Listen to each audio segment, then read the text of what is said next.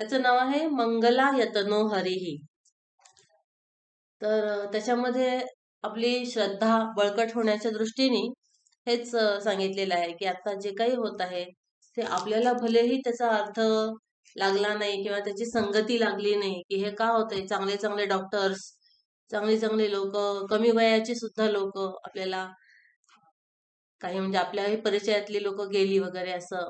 तर मग कसं काय याचा संबंध लावायचा कर्म वगैरे असं धरून. तर त्यांनी त्याच्यात दिलेले आहे. तर आज आपण सुरुवातीला ते 10 श्लोक जे आहेत ते मी वाचते आणि थोडक्यात त्याचा अर्थ सांगते आणि मग आपण गणपतीची प्रार्थना घेऊन मग नंतर त्याला सुरुवात करूया. तर ते जे लिहिलंय तर त्याचं मंगला येतनो हरी असं त्यांनी नाव दिलेलं आहे. मंगला येतनो हरी जे आहे तर ते एका प्रसिद्ध श्लोकामध्ये येतं. तर त्यानुसार त्यातला हा मंगला येतनो हरी शब्द गुरुजींनी घेतलाय. गुरुजींनी तर त्याच्यामध्ये असं म्हटलंय की मंगलम भगवान विष्णू, मंगलम गरुडध्वज, मंगलम पुंडरीकाक्षो, मंगलायतनो हरिः. हा प्रसिद्ध श्लोक आहे, पूजेमध्ये वगैरे म्हणतात. तर त्याच्यामध्ये मंगलम भगवान विष्णू, सर्वव्यापी आणि सगळ्यांमध्ये आत्मा म्हणून प्रवेश केलेले असे भगवान विष्णू सुखकारक असे आहेत. मंगलम गरुडध्वज, गरुड हे ज्यांचं वाहन आहे आणि गरुड हे ज्यांचं चिन्ह पण आहे. म्हणजे ध्वजावर एक चिन्ह असतं, तो ध्वज उंचावरून आणि लांबून सुद्धा दिसतो. तर त्यावरून ओळखू येतं की इथं कोण योद्धा उभा आहे. तर ते ओळखण्यासाठी ह्यांच्या ध्वजावर पण गरुडाचं चिन्ह आहे. आणि ज्याप्रमाणे आपण एखाद्या घराच्या समोरून जात असताना बघितलं की बाहेर चांगली मर्सिडीज उभी आहे, तर म्हणजे हा हे आतमध्ये आहेत, बाहेर पार्क केलेली आहे गाडी. तर त्याप्रमाणे गरुड बघून भगवान विष्णूंचं अस्तित्व आपल्याला जाणवतं. म्हणून मंगलम गरुडध्वज, ते आनंददायक असे आहेत. मंगलम पुंडरीकाक्ष, पुंडरीक या शब्दाचा अर्थ आहे कमळ. पुंडरीक अक्ष म्हणजे कमळाच्या पाकळ्यांसारखे सुंदर, रेखीव आणि विशाल नेत्र असलेले भगवान. तर ते पुंडरीक म्हणजे कमळ, तर कमळ म्हणजे असंग असतं, ते निर्लेप असतं. तर त्याप्रमाणे अनासक्तीपूर्वक ते सगळ्यांवर समसमान प्रेम करतात. सगळेजण त्यांचेच आहेत. आत्मभावाने ते सगळ्यांची एकत्व साधून आहेत. आणि त्याचप्रमाणे कमळ नेहमी ऊर्ध्वगतीने वाढतं. तर त्याप्रमाणे उन्नतीकडे नेणारे असे ते आहेत. आणि खाली ज्याच्यातून येतं ते चिखलाशी काही संबंध नसतो कमळाचा. तर त्याप्रमाणे अज्ञान, अविद्या वगैरे या ठिकाणी काही नाही, भगवान विष्णू जे आहेत त्यांच्या ठिकाणी. तर मंगलम पुंडरीकाक्ष, मंगलायतनो हरी म्हणजे मंगल आयतन हरी. आयतन म्हणजे अधिष्ठान किंवा घर किंवा मार्ग. तर भगवान सुखस्वरूपच आहेत असा त्याचा अर्थ. तर हा प्रसिद्ध श्लोक आहे. तर यातलं फक्त मंगला येतो न हरी हा शब्द गुरुजींनी घेतला आणि त्याच्यानुसार हे श्लोक बनवले आणि ह्यातला जो 10वा श्लोक आहे त्याच्या शेवटी हा मंगला येतो न हरी हा शब्द येतो. तर 2-4 दिवस झाले मी म्हणते की तुम्हाला एकदा सांगेन हे. तर आज बरं झालं, त्या सुरुवातीलाच गणपती गणेश अथर्व शीर्षाच्या अगोदरच आठवण आली. तर ह्यातला पहिला श्लोक असा आहे की अचिंत्य शक्ती सर्वेश सर्वज्ञो सर्वगो वशी किं करोति किमर्थंच वयम ज्ञातुम न शक्नुमः. तर लोक म्हणतात की देव आहे तरी कुठे अशा वेळेला, एवढं सगळं जगात हाहाकार चाललाय असा तसा. तर ते म्हणतात की भगवान अचिंत्य शक्ती आहेत. तर त्यांची आपण कल्पना सुद्धा करू शकत नाही आणि त्यांची शक्ती सुद्धा ते सर्वोपरी आहेत. कर्तुम अकर्तुम अन्यथावा कर्तुम समर्थ असे ते आहेत. म्हणजे ते काहीही करू शकतात, काहीही बिघडवू शकतात किंवा काही सुद्धा वेगळ्या प्रकारे परिवर्तन करून पण करू शकतात. सर्वेशः आणि ते सर्वांचा ईश म्हणजे शासन करता असे ते आहेत.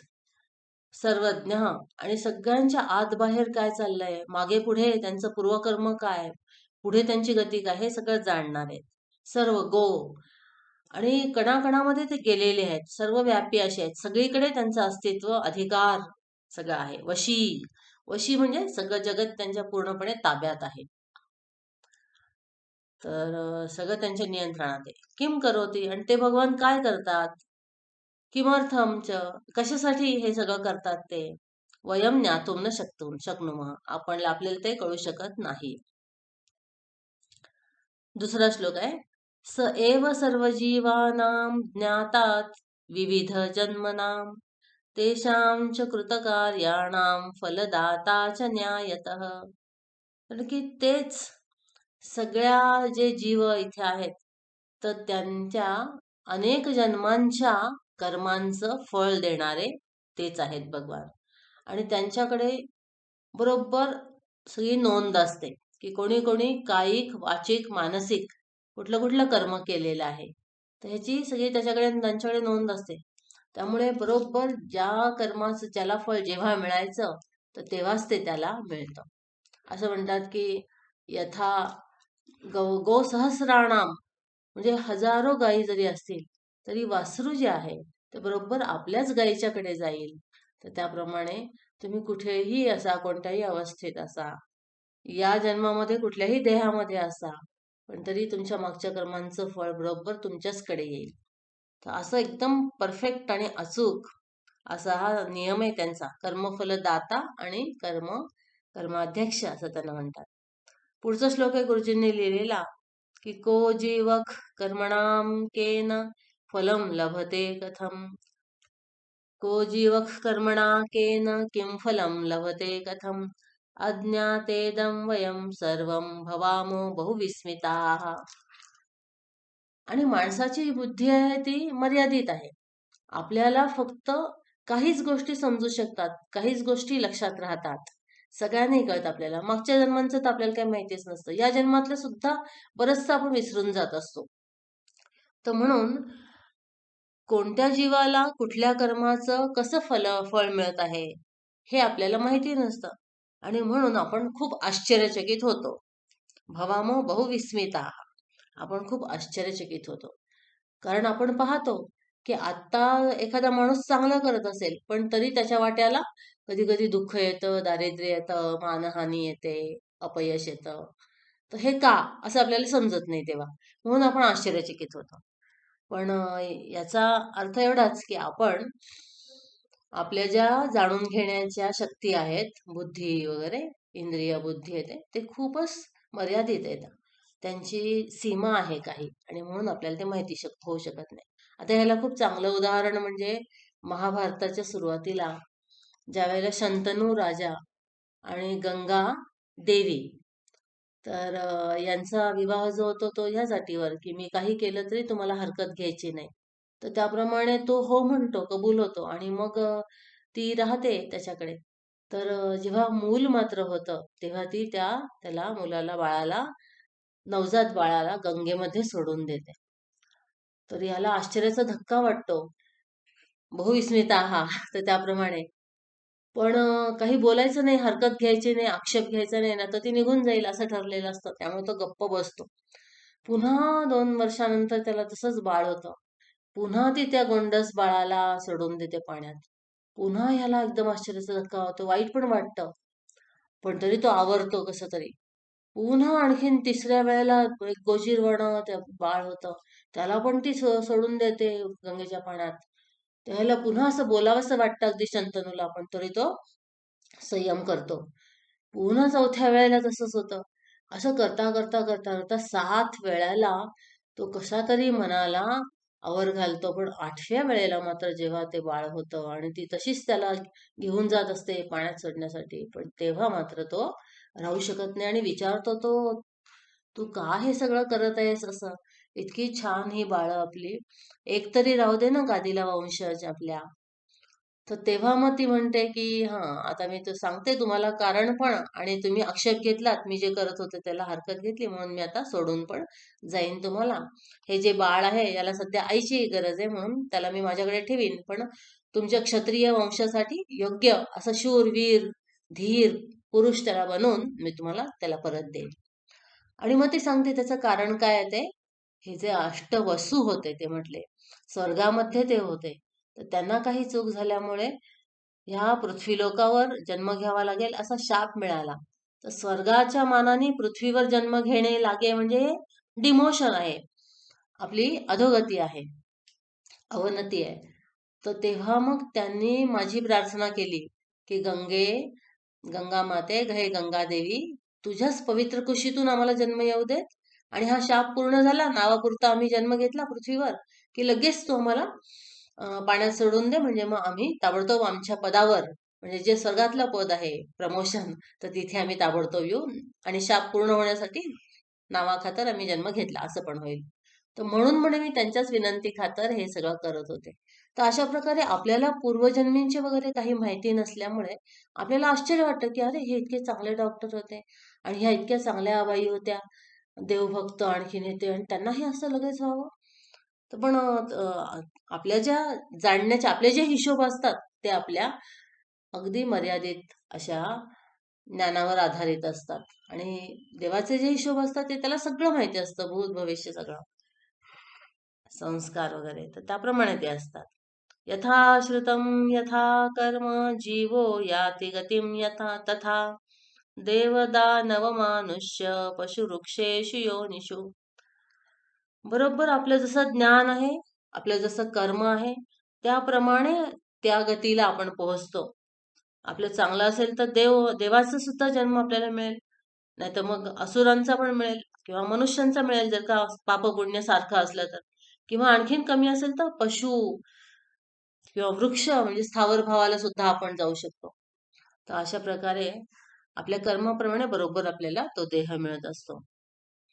भूतं भावि च यच्चास्ति सर्वं जानाति स प्रभु यथैकस्य च जीवस्य समष्टि जगतस्तथा. गुरुजी म्हणतात की भूतकाळात आपले झालेले जन्म, त्यांचं केलेलं कर्म आणि त्याचं काय आपल्याला अपेक्षित फळ आहे ते सगळं ते देवाला माहिती आहे, प्रभूंना माहिती आहे. आणि ज्याप्रमाणे एखाद्या जीवाचं त्याला माहिती आहे, त्याप्रमाणे समष्टी जीवांचं जे आहे ते सुद्धा त्याला माहिती आहे. आता बघा, जसं आपलं एक प्रारब्ध असतं तसं समष्टी प्रारब्ध पण असतं, सगळ्यांचं मिळून एकत्रित. तर ते सुद्धा त्या प्रभूंना माहिती आहे. नंतर मग काय पुढे, कर्माध्यक्षो न्यायकर्ता तथापि करुणश्च सह पश्यति प्रीतिभावेन सर्व जीवान यथा पिता. भगवान कर्माध्यक्ष आहेत, म्हणजे तो सगळ्यांचं बरोबर निरीक्षण करून त्याप्रमाणे फळ देतो आणि न्यायी आहेत भगवान. उलट बरेचसे आपले अपराध, बरेचसे कुकर्म आपले तो माफच करून टाकतो. म्हणून तर आपल्याला सगळ्यांना श्वास घ्यायला हवा मिळते, प्यायला पाणी मिळतं, राहायला जमीन मिळते, सूर्यप्रकाश मिळतो, आणि सगळ्यांना दिवसाचे 24 तास पण बरोबर मिळतात, त्याच्यात चांगलं चांगलं काहीतरी करून आपल्या जीवनाचं सार्थक करून घेण्यासाठी. तर इथे पुढे म्हटलं की ते अगदी करुणाशील, दयाशील असे आहेत. आणि एका वडिलांचे सगळे पुत्र असल्याप्रमाणे ते सगळ्यांना सारखे, समोहम सर्वभूतेषु न मे द्वेष्यस्ति न प्रियः, असे भगवान म्हणतात. पण त्यातून सुद्धा जे भक्ती ज्यांची करतात त्यांच्याकडे साहजिकच त्यांची कृपा आणखीन होते. म्हणजे भगवंताची कृपा सगळीकडे आहे, पण आपण आपल्याला त्याच्या लायक करून त्या कृपेला आपण घेतलं पाहिजे, रिसीव करून. अच्छा, त्याच्या पुढे भगवान गुरुजी म्हणतात, यदेव जीविते व्यष्टे समष्टी जगती हवा भवेत् तदखिलं सर्वं यथा विधिविधानतः. म्हटलं की एखाद्या व्यक्तीच्या आयुष्यात किंवा संपूर्ण जगाच्या या पटावर जे काही योग्य असतं त्या त्या कर्मांप्रमाणे, समष्टी कर्म आणि व्यष्टी कर्म त्याप्रमाणे, तर त्या त्याप्रमाणे ते सगळं होत असतं. याच्यामध्ये कधीही कुठलीही गफलत होत नाही. यदा कदापि पश्यामो लोकं शोकहतं यदि तथापि न द्रष्टव्यो दोषः सर्वात्मनीश्वरे. गुरुजी बघा सांगतात आपल्याला की कधीही देवाच्या मध्ये दोष पाहू नका, कधीही त्याचं जे करणं आहे त्याच्यावर टीका करू नका, त्याची निंदा करू नका, चेष्टेने सुद्धा नको आणि खोटी खोटी सुद्धा नको. तर ज्या वेळेला आपल्याला वाटतं की लोकांना दुःख आहे, दारिद्र्य आहे, रोगाच्या साथी आहेत, दुष्काळ आहे, टंचाई आहे, तर हे सगळं जे आहे पण स्थाने म्हणजे 11व्या अध्यायात म्हटलंय, स्थाने ऋषिकेश, देवा बरोबर आहे. जे जे होतंय ते युक्तम ते. आपण जशी करणी करतो तसे भोगतो. तर ज्याप्रमाणे आपण आपलं निसर्ग चक्र फिरून टाकलं, निसर्गाचं प्रदूषण केलं किंवा आपल्या जीवनाचं आपण चक्र फिरून टाकलं, तर त्याप्रमाणे आपल्याला फळ मिळतं. तर हे अगदी योग्यच असतं. आणि शिवाय दुसरी गोष्ट म्हणजे आपल्याला काय माहिती, की कदाचित जे कोणी खूप चांगले होते आणि आता ह्या काळात गेले समजा, तर त्यांना आणखीन खूप चांगले चांगले जन्म मिळाले असतील, की जिथं अजिबात असले रोगराई नाहीये, टंचाई नाहीये, असली काही अडचणी नाहीयेत, काही दुःख नाही तिथे. असे फार उत्तम उत्तम त्यांना भोग आणि दिव्य, स्वर्गीय असे सगळे त्यांना आनंद मिळत असेल. तर इथलं जे काही त्यांचं होतं थोडंफार ते त्यांनी भोगून घेतलं. ते वाणते ते चांगल्यासाठी निघून गेले. त्यांची प्रगती झाली. असं पण असू शकेल. आपल्याला काय माहिती? आपल्या ह्या पृथ्वी तलावरचं जे इथे तर मर्त्य जीवन आहे आपलं. तर ह्याला तर मर्त्य लोक म्हणतात. म्हणजे काही फार चांगलं नाहीये. आपल्या वरती पण असे यक्ष, किन्नर, गंधर्व, सिद्ध, साध्य, विद्याधर, देव अशा अनेक प्रकारचे उत्तमोत्तम योनी पण आहेत. आणि ज्ञान जर का झालं असेल तर मग मुक्तच आहे. तर मग तो तर सर्वव्यापीच झाला, सर्वात्माच झाला. मग त्याला तर काहीच अजिबात सतत परमानंदच आहे त्याला. आनंद स्वरूपच होतो तो. आनंदी होतो असं नाही, आनंद स्वरूपच होतो तो. तर मग अशा प्रकारे आपण कधीही देवामध्ये दोष कधीही दाखवू नये. अच्छा. दुःखरूपं वर्तमाने भाति तत्सत्यमेव हि मंगलम परिणामे तु भविष्यति न संशयः. गुरुजी म्हणतात की भलेही आता काही संकट किंवा दुःख असं वाटत असेल आणि खरोखर म्हणजे ज्यांच्या ज्यांच्या घरात अगदी जवळचे आपले पण कोणी कोणी आहेत ते गेलेले असतील, आश्चर्याचा धक्का बसेल, अगदी विश्वास नाही बसणार अशी सुद्धा आत्ता चालते बोलते होते आणि आत्ता गेले असं सुद्धा अजूनही मन मानायला तयार होत नाही अशी सुद्धा काही काही घटना होतात. ते खरंच आहे. पण तरी जे काही परिणाम होतो तो सगळा मंगल, सुखमय आणि आनंदमय असाच होतो. कारण बघा त्यांचे पण ते जे असं श्वास घेता येत नाही, गुदमरतो, ऑक्सिजन सिलेंडर उपलब्ध आहे नाही माहिती नाही, हॉस्पिटलमध्ये जागा मिळत नाही. हे सगळे जे कष्ट होते ते तरी संपले आणि त्यांची जी पुढची गती आहे ती तरी चांगली होईल. अच्छा, आता शेवटचा श्लोक गुरुजी म्हणतात, अस्माभिः सर्वदा सर्वैः स्मर्तव्यो भगवान गुरुः स एव हृदये ध्येयो मंगलायतनो हरिः. कारण की आपलं जे कोणी वाचलेत आपण, तर आपलं देवाने आपल्याला वाचवलंय ह्याच्यात, आपल्याला सर्वायव्हल म्हणजे आपण टिकलो ह्याच्यात, त्याचं काहीतरी कारण असेल.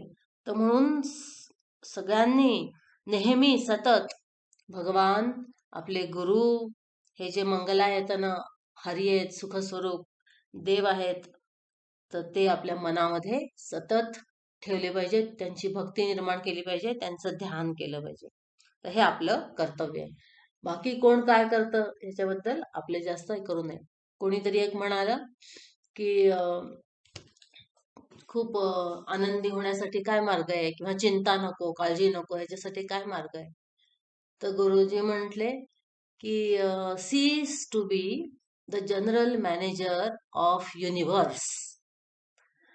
तर म्हणजे तुमच्याकडे काही लोकांना सुधारायची किंवा एखादी संस्था किंवा काही सुधारायचं काही देवानी कॉन्ट्रॅक्ट दिलेलं नाही. त्याच्यामुळे तुम्ही तुम्ही तुमचं फक्त हित जरी साधून घेतलं तरी ती मोठी समाजसेवा आहे, ती मोठी राष्ट्राची सेवा आहे आणि ती मोठी मानवताची पण सेवा आहे. तर पहिल्यांदा तुम्ही तुमच्यासाठी आत्मज्ञान प्राप्त करण्यासाठी साधना करायला लागा. तर बाकी काही नाही केलं तरी चालेल. माइंड युअर ओन बिझनेस असं जसं म्हटलं तसं. तर त्याप्रमाणे हे मंगला यतनो हरी गुरुजींनी हे बनवलं होतं. तर आपल्या तपोवन प्रसादच्या एका अंकात पण येऊन गेलं हे तसं. तर त्यानिमित्ताने आज आपण थोडं पाहिलं. अच्छा, आता आपण थोडी गणपतीची प्रार्थना करूया, आणखीन मग सुरुवात करू गणपती अथर्व शीर्षाला. ओम आरंभी विनती करू गणपती विद्यादया सागरा, अज्ञानत्वहरो निबुद्धिमती दे आराध्य मोरेश्वरा, चिंता क्लेश दरिद्र दुःख अवघे देशांतरा पाठवी. हेरंबा गणनायका गजमुखा भक्ता बहुतोषवी. नेत्री दोन हिरे प्रकाश पसरे अत्यंत ते साजिरे. माथा शेंदूर पाझरे वरी बरे दुर्वांकुरांचे तुरे. माझे चित्त विरे मनोरथ पुरे देखो निचिंता हरे. गोसावी सुत वासुदेव कविरे त्या मोरयाला स्मरे. गणपती तुझे नाव चांगले आवडे बहु चित्त दंगले. प्रार्थना तुझी श्री दया घना हे दयानिधे श्री गजानना. आस ही तुझी फार लागली दे दयानिधे बुद्धी चांगली. देव तू नको दुष्ट वासना तुझी आवरी आमुच्या मना. ॐ भद्रं कर्णेभिः शृणुयाम देवाः. भद्रं पश्येमाक्षभिर्यजत्राः. स्थिरैरङ्गैः सुष्ठुवागुंसस्तनूभिः. व्यशेम देवहितं यदायुः. स्वस्ति न इन्द्रो वृद्धश्रवाः. स्वस्ति नः पूषा विश्ववेदाः. स्वस्ति नस्तार्क्ष्यो अरिष्टनेमिः. स्वस्ति नो बृहस्पतिर्दधातु. ॐ शान्ति शान्ति शान्तिः. हरि ओम. अजम निर्विकल्पम हे पण आपल्या गाईड 1 मधलं, गाईड 2 मधलं पहिलं स्तोत्र खूप छान आहे गणपतीचं, मुदाकरात्त मोदकम झाल्यानंतरचं. तर त्याच गणपतीच्या प्रेरणेमुळे तो बुद्धिदाता आहे. तर त्याच्या प्रेरणेमुळे गणपती अथर्वशीर्षावर काही चिंतन करावं असं आपण ठरवलंय आणि त्याप्रमाणे आपण बघूया. तर गणपतीचं हे जे रूप आहे पहिलंच, की त्याची सोंड वगैरे आणि ते विशाल कपाळ त्याचं, तर ते हे जे आहे ते असं ऐकलं मी आणि आलं होतं याच्यावर, की आपले जे मेडुला सेरेब्रम म्हणून जे मेंदूतला एक भाग आहे, की जिथं आकलन शक्तीचं समज जी आहे आपली, विश्लेषण समज, तर त्या शक्तीचं केंद्र आहे आपल्या मेंदूमध्ये. तर तो जो आपला अवयव आहे, तो जो भाग आहे मेंदूचा, तर त्याचा आकार अगदी गणपतीच्या चेहऱ्यासारखा, म्हणजे संपूर्ण ती सोंड वगैरे तसाच आहे. तर म्हणजे फार फार पूर्वी वेदांच्या काळांमध्ये तर सगळे इतके शुद्ध मनाचे आणि संतुष्ट आणखी ज्ञानी आणि तपस्वी होते, की त्यांना लगेचच ध्यान आणि आत्मज्ञान होत असे. पण नंतर नंतर आपल्याला इच्छा आकांक्षाचा कोंडमारा मनात झाला, रागद्वेषामुळे मन चंचल झालं आणि खूप भोग लालसेमुळे ह्या जगातली स्पर्धा संघर्ष वाढल्यामुळे भक्ती पण राहिली नाही आणि त्यामुळे आपल्याला अवलंबन काहीतरी पाहिजे अशी अवस्था झाली. म्हणून भगवान वेदव्यास वगैरे हे जे नंतरचे संत असे होऊन गेले विचारवंत आणि कारक पुरुष त्यांना म्हणतात. मुनी नामप्यहम व्यासः, भगवान स्वतः माझी विभूती आहे ती असं सांगतात 10व्या अध्यायात गीतेच्या. तर त्यांनी मग हे जे गंग गंग गंग हे जे आहे, फक्त गंग हा त्याचा बीज मंत्र आहे, मूळ मंत्र गंग. शेगावचे गजानन महाराज सुद्धा गंग गंग गणात बोते, तर ते गण गण नंतर म्हणायला लागले. तर गंग गंग अनुस्वाराचा संस्कृतच्या व्याकरणामध्ये नियम आहे, की पुढचा अक्षर जे असेल तर त्याचं जे वर्गीय अनुनासिक आहे, तर त्याप्रमाणे अनुनासिकाचा उच्चार होतो. म्हणजे गंग गणपतये नमः, तर ग आहे पुढे, तर क ख ग घ ङ, तर ङ हे अनुस्वाराचा उच्चार होईल त्याच्या मागचा अक्षराचा, म्हणून गंग गणपतये. जसं की अंग, आपण अ वर अनुस्वार दिला, पुढे ग लिहिलं, तर अंग आपोआपच तो ङ झाला. तर त्याप्रमाणे इथे गंग हा मूल मंत्र आणि नंतर मग त्याचं ह्या गणपती अथर्वशीर्षातच याचं सगळं विश्लेषण येतं. गंग याचं, ओम गंग याचं. त्यानंतर मग आणखीन स्थूल रूपाने पाहिजे म्हणून गणपतये. तर आता गणपती म्हणजे काय आपण बघूया ते. आणि त्याच्यानंतर मग ओम गंग, मग गणपतये नमः असं करून झाल्यानंतर ते जे रूप आहे साकार, सगुण साकार स्वरूपातलं, मग ते त्या ऋषीमुनींना ध्यानाच्या उच्च अवस्थेमध्ये दिसलं आणि मग ती देवता म्हणून आपल्या पुढे मांडली गेली आपल्या पुराणांमधून वगैरे. आणि हे तर उपनिषद आहे, त्याच्यामुळे हे तर वेदांताचाच भाग आहे. उपनिषद म्हणजे आत्मज्ञान, उपनिषद म्हणजे ब्रह्मविद्या, की ज्याच्यामध्ये आत्मा आणि ब्रह्म यांचं एकत्व, जीव आणि ब्रह्म यांचं एकत्व सांगितलेलं असतं.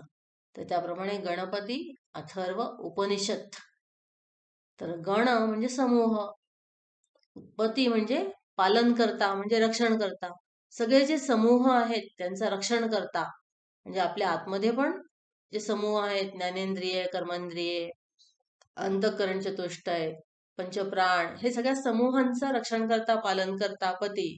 जसं की सभापती, लोकपती, राष्ट्रपती. तर त्याप्रमाणे ते चैतन्य जे आहे आपलं आत्मचैतन्य ते, आणि बाहेर सुद्धा सगळे वनस्पतींचे समूह, पक्ष्यांचे समूह, तर त्याप्रमाणे त्यांचेही म्हणजे जगत कारण सुद्धा झालं. अशा प्रकारे गणपती. आणि अथर्व, थर म्हणजे थरथर कापणे, थर. अथर्व म्हणजे जो निश्चल आहे, दृढ आहे, ध्रुव आहे, अढळ आहे, अथर्व. आणि शीर्ष म्हणजे डोकं, म्हणजे मुख्य प्रधान अंग. अथर्व शीर्ष, शीर म्हणजे डोकं आपलं. तर अशा प्रकारे जे अतिशय महत्वाचं आहे आणि जे सगळ्यांच्यासाठी जीवब्रह्मैक्याचं ज्ञान देतं. आता हे गणपती अथर्व शीर्ष उपनिषद असं आपण अभ्यासाला घेतलेलं आहे. तर त्याचा जो पहिला अथर्व वेदातलं हे उपनिषद असल्यामुळे पहिला जो शांतीपाठ आहे तर तो खूप प्रसिद्ध आहे. जसं आपण आत्ता म्हटला, ओम भद्रं कर्णेभिः, तर त्याचा अर्थ काय ते आपण उद्यापासून पाहायला लागूया.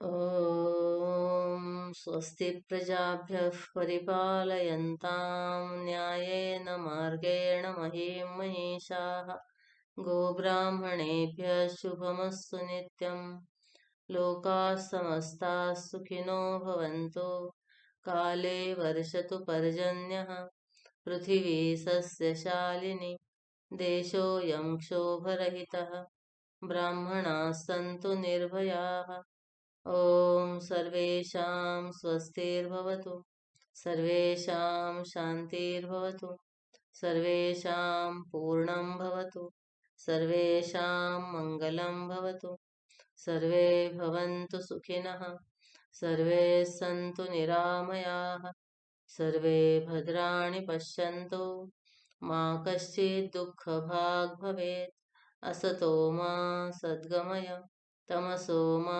ज्योतिर्गमय, मृत्योर्मा मृतङ्गमय. ॐ पूर्णमदः पूर्णमिदं पूर्णात् पूर्णमुदच्यते, पूर्णस्य पूर्णमादाय पूर्णमेवावशिष्यते. ॐ शान्ति शान्ति शान्तिः. हरिः ॐ श्रीगुरुभ्यो नमः. हरिः ॐ श्री सीतारामचन्द्रार्पणमस्तु.